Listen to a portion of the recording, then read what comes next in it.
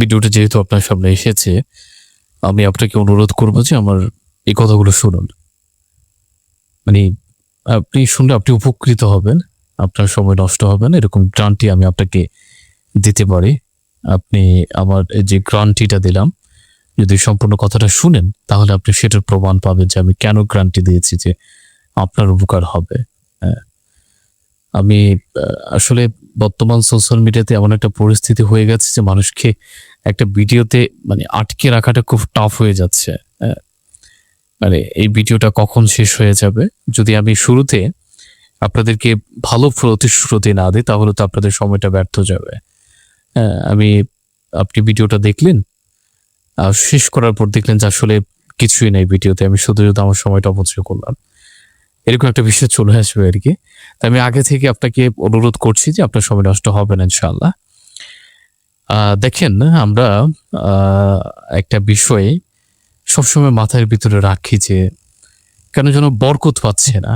হ্যাঁ, আপনি বলবেন যে হ্যাঁ, আমিও কেন যেন রিসেন্টলি কোনো বরকত পাচ্ছি না।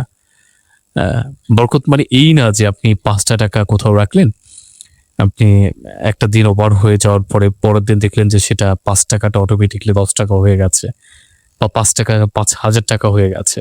আসলে এটা বরকত না। বরকতটা হচ্ছে এরকম, মানে আপনি 5 টাকা রাখলেন, আবার 5 টাকা রাখলেন, এইভাবে 5 টাকা থেকে 5,000 টাকা হয়ে যাচ্ছে, 5,00,000 টাকা হয়ে যাচ্ছে, মানে আপনার সেভিং হচ্ছে বা খরচ হচ্ছে না। এটি হচ্ছে বরকত। হ্যাঁ, মহান আল্লাহ পাক রব্বুল আলামিন ডাইরেক্ট আপনাকে কোনো কিছু সরাসরি দেবেন না। আপনি জানেন কিনা জানি না, আসমান থেকে কিন্তু এক সময় খাবার আসতো মানুষের জন্য, যেটাকে মান্না সালোয়া বলা হয়। আমি ভুল বলে থাকলে ক্ষমা করবেন। আমার যে টপিক সেটা আমি আসবো, আমার টপিকে চলে আসবো। আমার টপিকটা আমার ল্যাপটপের স্ক্রিনে আছে, আমি দেখে দেখিয়ে বলবো, আমি মুখস্থ কিছু বলবো না, কারণ আমি কে, আমার কি এমন যোগ্যতা আছে যে আমি মুখস্থ আপনাদেরকে নসিহত করব। এমন একজন বিখ্যাত ব্যক্তিরা নসিহত করেছে, সেটা আমি পড়ে আপনাদেরকে শোনাচ্ছি আর কি। যে বিষয়টা বললাম যে একসময় মান্না সোলাহ নামক একটা খানা এই পৃথিবীতে আসতো, আল্লাহ সরাসরি আসমান থেকে ফেরেশতাদের মাধ্যমে পাঠাতেন, মানুষ সেটা গ্রহণ করতো, খেত, বেহিস্তি খাবার খেত। হ্যাঁ, তো তাদের একটা ভুল ছিল। হ্যাঁ, তারা বললো যে একই খাবার বারবার খেতে ভালো লাগে না, আল্লাহর কাছে এরকম একটা নালিশ করছিলেন। আমি ভুল বলে থাকলে ক্ষমা করবেন, এছাড়া অন্য কোনো কিছু হতে, তারা একটা ভুল করছিল যেটা মহান আল্লাহ পাক রব্বুল আলামিনের পছন্দ হয়নি। হ্যাঁ, বা শুকর গুজার করেনি তারা, পরে আল্লাহ খাবারটা উঠিয়ে নিয়ে গেছেন। হ্যাঁ, যার পর থেকে আল্লাহ এই দুনিয়াতে সরাসরি কোনো কিছু দেওয়া বন্ধ করে দিয়েছেন। অবশ্যই আমাদের এই যে অনেক নবী ছিলেন, অনেক নবী পৃথিবীতে এসেছেন। আমাদের শেষ নবীর আগে, হযরত মুহাম্মদ সাল্লাল্লাহু আলাইহি ওয়াসাল্লামের আগে বহু নবী পৃথিবীতে এসেছেন।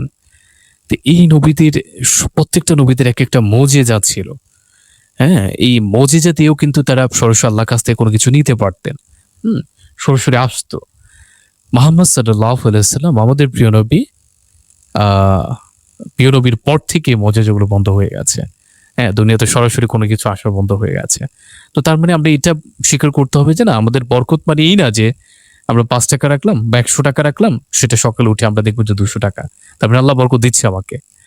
আসলে এই ধারণা পোষণ করা যাবে না। বরকত মানে হচ্ছে এটা যে আপনি টাকা রাখতেছেন, আপনার কোনো মানে খরচ হচ্ছে না, আপনার কোনো বালা মুসিবত আসছে না, আপনার ফ্যামিলি মেম্বারসদের কারো পিছু টাকা যাচ্ছে না, সবাই সুস্থ আছে, ভালো আছে। হ্যাঁ, এটা হচ্ছে বরকত। হ্যাঁ, মানে সুস্থ থাকাটাও কিন্তু একটা বরকত। হ্যাঁ, যেমন সুস্থ, আপনি যদি অসুস্থ হয়ে যান বা আমি যদি অসুস্থ হয়ে যাই, আপনার ফ্যামিলি মেম্বার্সের দায়িত্ব নিশ্চয়ই আপনার হাতে।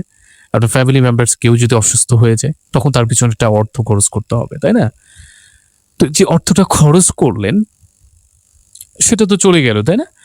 যদি আপনি সুস্থ থাকেন তাহলে অর্থটা খরচ করা হচ্ছে না, টাকাটা সেভিং হচ্ছে। সুস্থতা অসুস্থতা মহান আল্লাহ পাক রব্বুল আলামিন দেয়। যদি আপনার উপর আমার উপর বরকত থাকে তাহলে আপনার আল্লাহ পাক রব্বুল আমাদেরকে সুস্থ রাখবেন। হ্যাঁ, এই যে এই বরকতটা কিন্তু আমরা রিসেন্টলি পাচ্ছি না। কেন পাচ্ছি না? একটা গল্প আপনাদেরকে শুনে, আমার এখানে লেখা আছে। হযরত ইব্রাহিম ইবনে আদহাম রাহমাতুল্লাহ এর সাথে তর্ক করছিলেন এক ব্যক্তি। হ্যাঁ, ওই ব্যক্তি হযরত ইব্রাহিম ইবনে আদম রাদিয়াল্লাহু তাআলাকে বলছেন যে বরকত বলতে কিছু নেই। ইব্রাহিম ইবনে আদম রাহমাতুল্লাহকে বলছেন যে শেখ বরকত বলতে আসলে কিছুই নেই। ইব্রাহিম আদম তিনি বললেন, তুমি কি ছাগল ও গরু দেখেছো? একটু মনোযোগ দিয়ে শুনবেন। আপনি যদি আমার কথাটা এই পর্যন্ত শুনে থাকেন, আশা করছি আপনি শেষ পর্যন্ত শুনবেন। আমি আপনার ধৈর্য ধারণের জন্য কৃতজ্ঞতা জ্ঞাপন করছি, আপনি ধৈর্য ধরে আমার কথাগুলো শুনছেন। আচ্ছা, তাহলে ইব্রাহিম আদমকে বললেন, এক ব্যক্তি এসে বললেন যে তর্ক করছেন যে আসলে বরকত বলতে কিছু নেই। ইব্রাহিম ইবনে আদম রাহমাতুল্লাহ বললেন, তুমি কি ছাগল গরু দেখেছো? লোকটি বললেন, জি দেখেছি। ইব্রাহিম ইবনে আদম শেখ লোকটিকে জিজ্ঞেস করলেন, বলতো কুকুর আর ছাগলের মধ্যে কে বেশি বাচ্চা দেয়? আমরা জানি যে কুকুর বেশি বাচ্চা দেয়, তাই না? একটা কুকুর 5-7টা পর্যন্ত বাচ্চা দেয়। হ্যাঁ, নিশ্চয়ই সে উত্তর দেবে কুকুর। আমরা যেটা জানি, লোকটি একই কথা বলবে, তো বললো, তিনিও বললেন যে কুকুর, হ্যাঁ কুকুর বেশি বাচ্চা দেয়। শেখ বললেন, এদের মধ্যে তুমি কোন বস্তুটিকে, কোন জন্তুটিকে বেশি দেখতে পাও? কুকুর ছানা নাকি ছাগল? মানে কুকুর দেখতে পাও নাকি ছাগল দেখতে পাও? লোকটি বলল ছাগল। আপনি কি বলবেন? আপনিও তো বলবেন ছাগল, তাই না? আমরা কুকুর কয়টা দেখতে পাই? প্রতি বাড়িতেই কিন্তু ছাগল লালন পালন করা হয়। আমরা যদি রাস্তা দিয়ে হাঁটি, আমরা নিশ্চয়ই অনেকগুলো ছাগল দেখবো রাস্তায় বাঁধা অবস্থায় আছে। আমরা যদি জমিনে যাই বা বিলে যাই, আমরা দেখবো যে প্রচুর ছাগল বাঁধা অবস্থায় আছে। তো যে পরিমাণ ছাগল আমরা দেখতে পাচ্ছি, সেই পরিমাণ কুকুর কিন্তু আমরা দেখতে পাচ্ছি না। তো শাইখ ইবনে আদম রাহমাতুল্লাহ বলেন, ছাগলকে মানুষ খায়। কোরবানির সময় কত ছাগল কোরবানি করা হয় নিশ্চয়ই, এরপর ওই ছাগলের সংখ্যা বেশি দেখা যায়, কমে না। এর রহস্য কি বলে মনে হয় তোমার? সুবহানাল্লাহ। আপনি ভেবেছেন ছাগল কুকুরের পর্যাপ্ত ছানা দেয়, কুকুর পর্যাপ্ত পরিমাণে বাচ্চা দেয়, দেওয়ার পরে আমরা কুকুর কিন্তু অতটা অ্যাভেলেবেল দেখি না ছাগলের মতো। ছাগল কুকুরের মতো এত বেশি বাচ্চা দেয় না, 2টা দেয়, 3টা দেয় এরকম। তারপর ছাগল আমরা কোরবানির সময় জবাই করে খাই। হ্যাঁ, তারপর মানুষ অনুষ্ঠানে খায়। ছাগল তো একটা ব্র্যান্ড, খাসি বলা হয়, আমরা ব্র্যান্ড হিসেবে ছাগলের মাংস আমরা খেয়ে থাকি প্রচুর পরিমাণে। বাংলাদেশে হিউজ পরিমাণে ছাগল জবাই হচ্ছে, কোরবানির সময় জবা হচ্ছে। তারপর আমরা ছাগলের সংখ্যা বেশি দেখছি কেন? এটা একটা বরকত, কিন্তু কেন এই বরকতটা হচ্ছে? লোকটি জিজ্ঞেস করলো, কেন, কি রহস্য শাইখ? শাইখ বলেন, একবার ভেবে দেখো, এটা কি বরকত নয়? লোকটি বললো, তাহলে এর কারণ কি? ছাগলের মধ্যে এত বরকত হয় আর কুকুরের মধ্যে বরকত হয় না? শেখ বললেন, এর কারণ হলো ছাগল সন্ধ্যা হইতে ঘুমিয়ে যায় আর ভোরে জাগ্রত হয়। এই সময়টা হয়ে রহমত ও বরকতে বর্ষণের মুহূর্ত। সুবহানাল্লাহ। ভেবেছেন, ছাগল সন্ধ্যায় ঘুমিয়ে যায় আর ভোরে জাগ্রত হয়, আর ঠিক এই সময়টাই হচ্ছে রহমত ও বরকতের বর্ষণের মুহূর্ত। ফলে তার মধ্যে বরকত হয়, অর্থাৎ ছাগলের মধ্যে বরকত হয়। আর কুকুর সারা রাত জাগ্রত থাকে, ফজরের আগে ঘুমায়, সে সেই বরকত থেকে বঞ্চিত থাকে। সুবহানাল্লাহ। এটা কি চিন্তার বিষয় নয়? আপনাকে যদি জিজ্ঞেস করি, বা আমি নিজেও রিসেন্টলি আমি একটু সময়টাকে কাজে লাগাতে চেষ্টা করছি। আমি তো এই কাজটা আমি এখন আর করছি না। হ্যাঁ, এখন আপনাকে যদি জিজ্ঞেস করি, ভাই আপনি কি রাতে কখন ঘুমাচ্ছেন? আপনি কি রাতে ঈশ্বরের আগে ঈশ্বরের নামাজ পড়ে কি ঘুমিয়ে যাচ্ছেন? নাকি রাত 3টা-4টা পর্যন্ত জাগ্রত থাকছেন? যখন আল্লাহ বরকত দিচ্ছে আপনাকে, তখন আপনি জাগ্রত অবস্থা আছেন। তখন আপনি ফোনে অশ্লীল ভিডিও দেখছেন।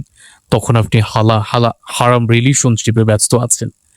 তখন আপনি আল্লাহকে স্মরণ না করে আপনি দুনিয়ার কাজে মোহে ব্যস্ত আছেন, দুনিয়ার কিছু কি স্মরণ করছেন? আপনি বলেন, আপনি বলতে পারবেন আল্লাহ আমাদের দোয়া কবুল করে না কেন? অথচ আমাদের নিজেদের ভিতরে দোষ। আল্লাহ বলছেন কখন ঘুমানোর জন্য।